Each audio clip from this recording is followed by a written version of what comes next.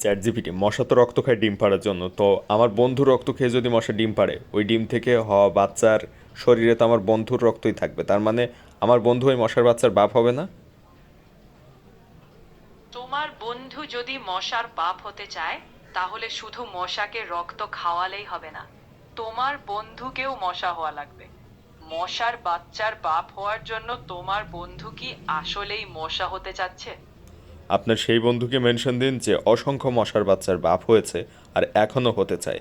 Chat GPT, মশার বাচ্চার শরীরে তো বন্ধু রক্ত থাকবে, সে তো যেহেতু বন্ধু রক্ত খেয়ে মশার ডিম পেড়ে বাচ্চা দিচ্ছে, তাহলে তাই হবে না? সেটা আসলে তোমার বন্ধু এবং ওই মশার একান্ত ব্যক্তিগত ব্যাপার। তারা যদি চায় তাহলে এটা করতে পারে, এবং তোমার বন্ধু ও মশার সাথে এ ব্যাপারে কথা বলতে পারে। তুমি আমাকে বলো মশার বাচ্চার শরীরে বন্ধুর ডিএনএ থাকবে কিনা। যদি তোমার বন্ধু মশা হয়ে যায়, তাহলে ডিএনএ থাকবে। আর যদি তোমার বন্ধু মশা না হয়, তাহলে থাকবে না। তোমার বন্ধুর কাছে জানতে চাও সে কি আসলেই মশা হয়ে মশার বাচ্চার বাবা হতে চায়, নাকি সে মশা হতে চায় না। যদি সে মশা না হয়, তাহলে কখনোই মশার বাচ্চার শরীরে তোমার বন্ধু ডিএনএ পাওয়া যাবে না।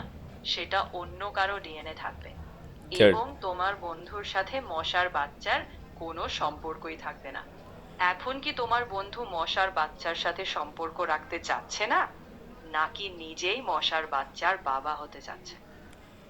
চ্যাট জিপিটি, বন্ধুর শরীর থেকে মশা যে ডিএনএ সংগ্রহ করলো সেটা কই যাবে?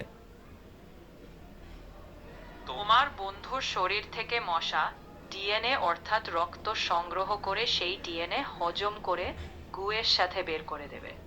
মশাটা ও তোমার বন্ধুর ডিএনএর মূল্য দিল না। চিন্তা করছো?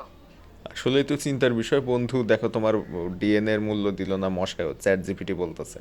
আপনার সেই বন্ধুকে মেনশন দিবেন অবশ্যই, আর এরকম আরও ভিডিও পেতে পেজটা ফলো দিবেন।